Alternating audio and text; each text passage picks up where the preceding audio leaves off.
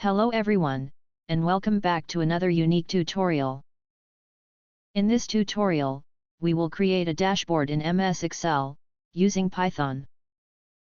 So, this tutorial is very much for those people who are interested in learning Python visualizations. Please note that in MS Excel, as of now, we do not need to import a library to work with it. So if you want to apply these codes to a notebook, make sure that you use import commands for all libraries. In MS Excel, Python charts appear inside cells, which is very helpful and natural, unlike Excel's own charts, which are placed over the cells. Python in MS Excel allows you to use all these charts just from Matplotlib library. One cannot imagine creating charts like these in MS Excel, without the power of Python at hand. Charts from Seaborn library, and other thousands of visualizations are in addition to these. So without further delay, let's start our tutorial. So this is our data set. It contains sales of 12 months, along with other details. Headings are in short form, which are explained in this table. We have the month number, amount of sales, payment method, inflation rate of that month, and interest rate of that month. First of all, create another worksheet, and rename it to Dashboard. Select at least 4 cells, and click on Merge and Combine button. Now enter the heading for your first chart, which is Sales by Salesperson. Make the text bold, and align it to left. Select the next cell, and click on the Data Validation button. Select List in the Allow field, and enter all, cash, and credit, for your drop-down list.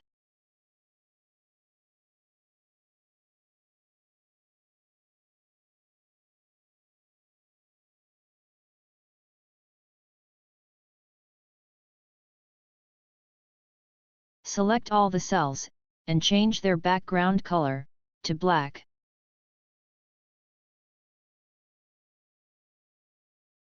Change their font color to white. Select a value from drop-down list. In the cell below, enter = and then py and bracket symbol, to start Python code. Create a variable for data frame, and select the data from other sheet into the data frame, with headers parameter set to true. Fix the range reference with $signs. Press Ctrl and Enter, to execute the code. Your cell should now show data frame, which means the code is working. Create a duplicate of data frame, and select those entries only, where payment method is cash.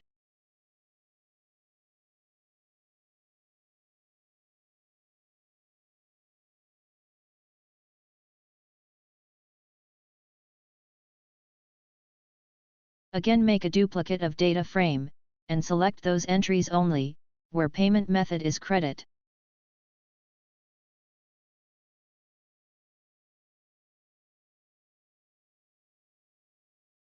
Create a pie plot figure.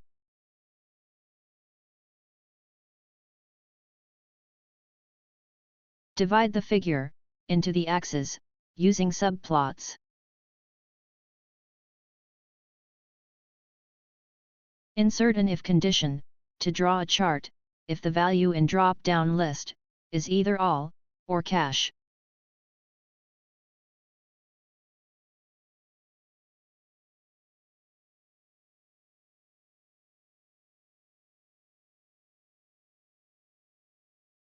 If one of the conditions is true, draw a bar chart.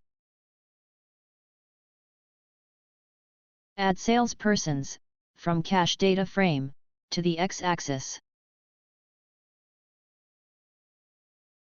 Add the sales values, from cash data frame, to the y-axis.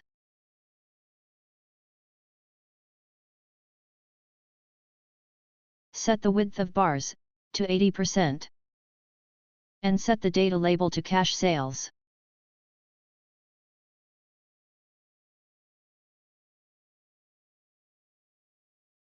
Similarly, if the value selected is either all, or credit, draw the same chart, from the credit data frame.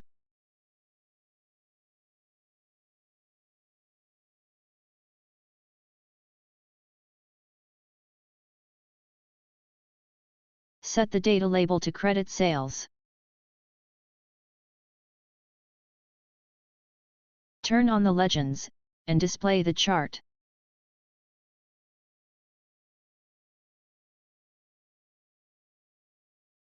Press Ctrl and Enter button, to execute the code. Select an appropriate area, for your chart, and use the Merge and Center button, to create the space. Now from the left side of the formula bar, select Excel value, instead of Python object to display the chart. One of the bar is behind the other, and cannot be seen. We can change the widths to correct that. We can change the width of one in front to 70%, to display the one in behind. Much better. You can also draw them side by side, or stacked, to avoid overlapping. Now create a duplicate of this chart, and place it right next to the existing one. Change the data validation list, to all, Adam, Jack, and Sarah, the salespersons.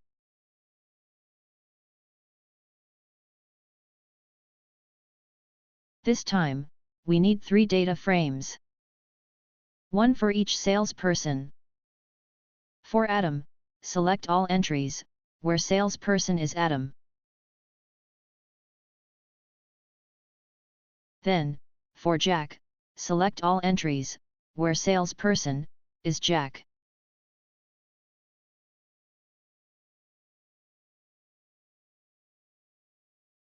And finally, another data frame, with entries only related to Sarah.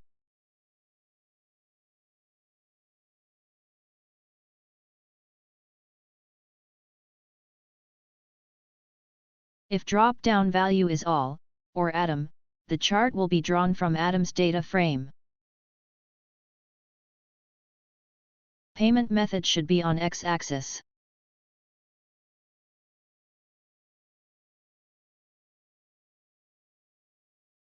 And the data label should be Adam.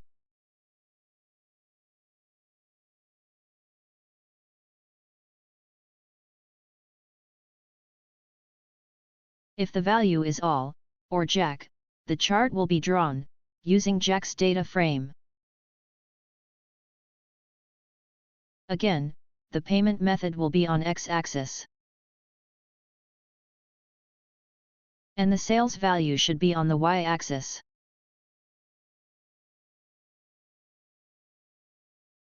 Data label should be Jack. Repeat the same steps, to draw a chart for Sarah, if the value select is all, or Sarah. Use the Sarah's data frame.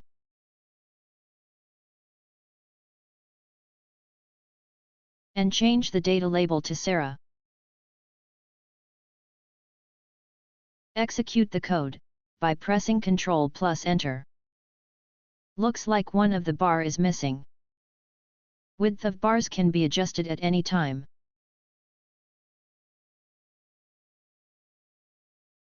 Now we have all 3 bars. We can apply filters to our charts, using the drop-down lists assigned to each chart.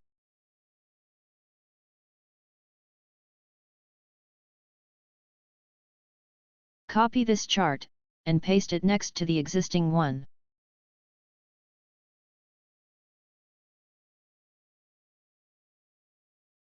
In this chart, we will just change the X-axis, from payment method, to month. And since we will draw a line chart, we will also remove the column width parameters.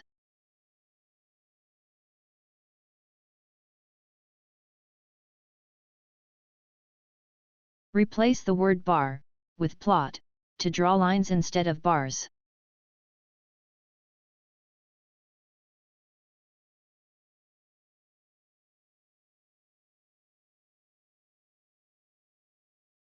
Execute the code, to see the result. There is unnecessary data in our data frames. We need to summarize our main data frame first. Using the group by command, summarize the main data frame, grouping the data by salesperson and month.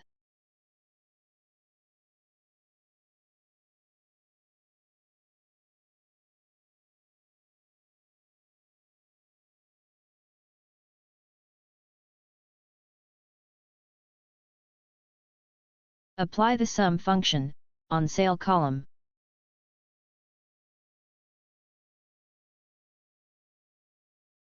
To avoid converting data frame into a series, use the reset index function.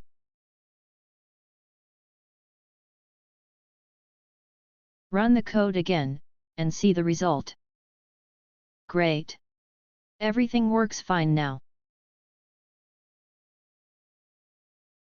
Duplicate the first chart, and place it below the existing one.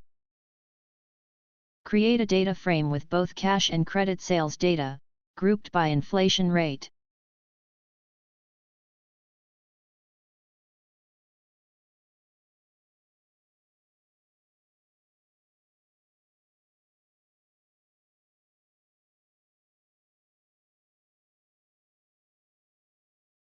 Create another similar data frame, but only containing cash transactions.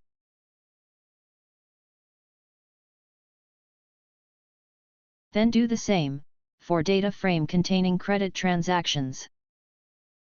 Use the Seaborn library to create a heat map based on correlation data.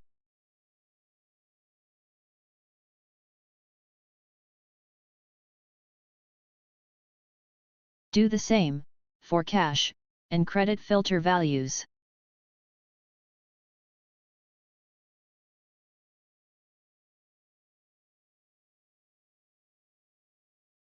Run the code, and check the heat map created using Python Seaborn library.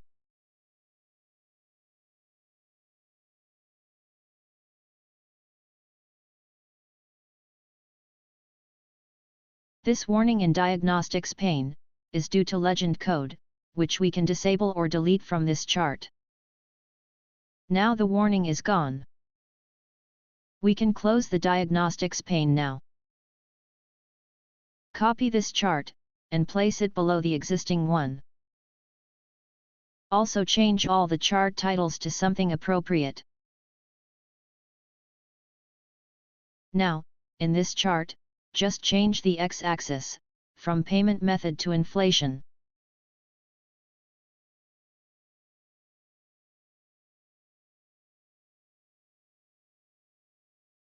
And change the bars to scatter.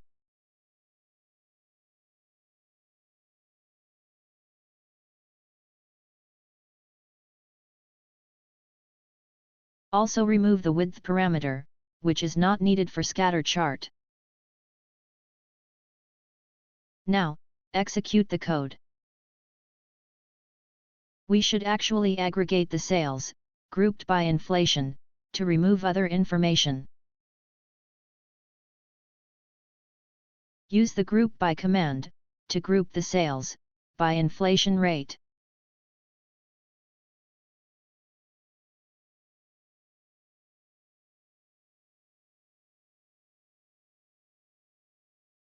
Summarize the sales by computing their average.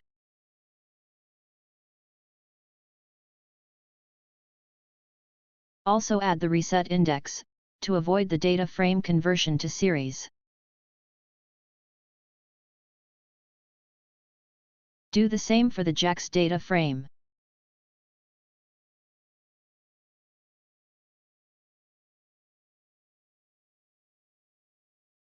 And Sarah's as well.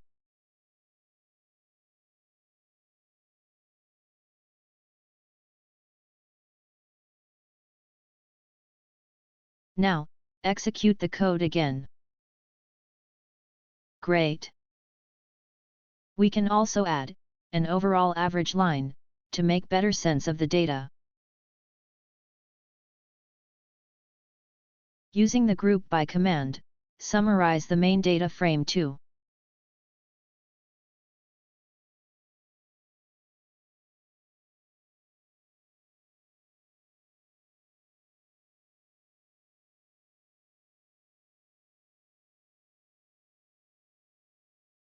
Draw a line, based on average sales, from main data frame.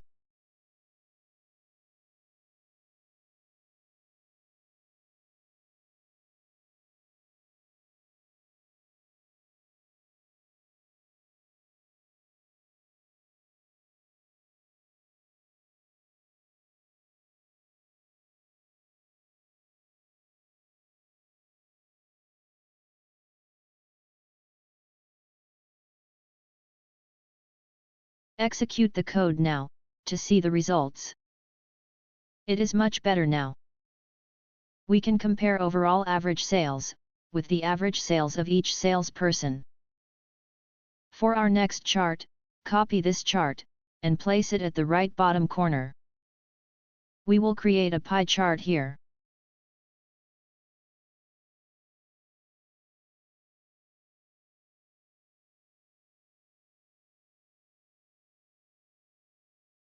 First, modify all the group by commands, from inflation, to salesperson.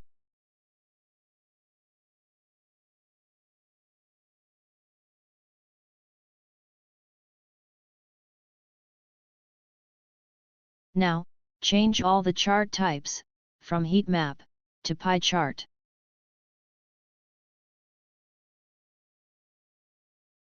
Display sales in all pie charts.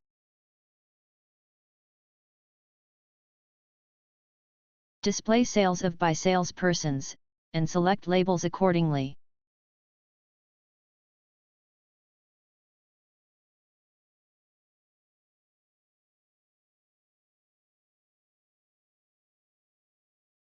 Do the same for cash pie chart.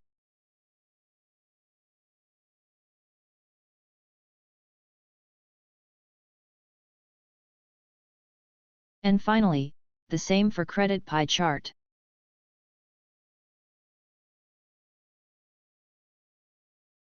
Execute the code. We can also enable legends for the pie chart. Execute the code, and see the results. For our final chart, copy the scatter chart, and paste it at the top right corner.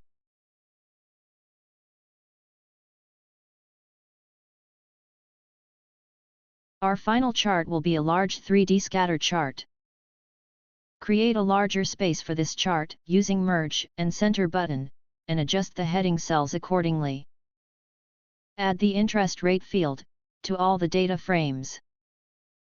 This scatter chart will have X, Y, and Z axes. We will also display the interest rates, along with inflation rates, and sales values. In our 2D scatter chart, we only had inflation rates and sales values. Convert the chart to a 3D chart by adding a subplot with 3D projection.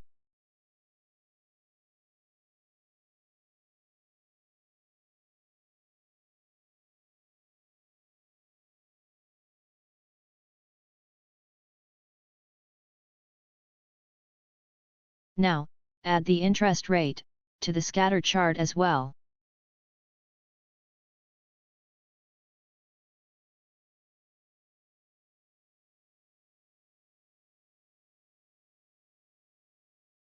You can also disable the average line. Execute the code to see how the chart looks like. We can also change the view of our 3D chart by changing the elevation and azimuth settings.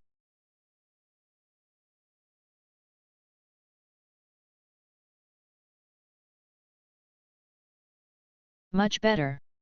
Our dashboard is almost complete. Let's add a title and give some finishing touches.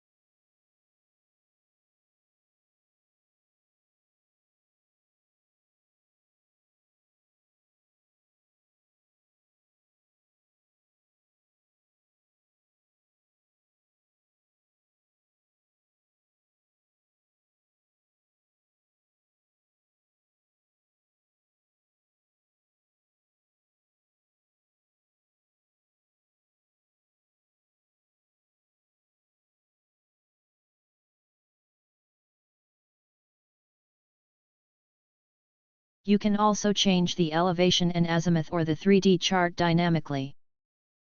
Select two cells, one for elevation, and one for azimuth, and enter their values in those cells.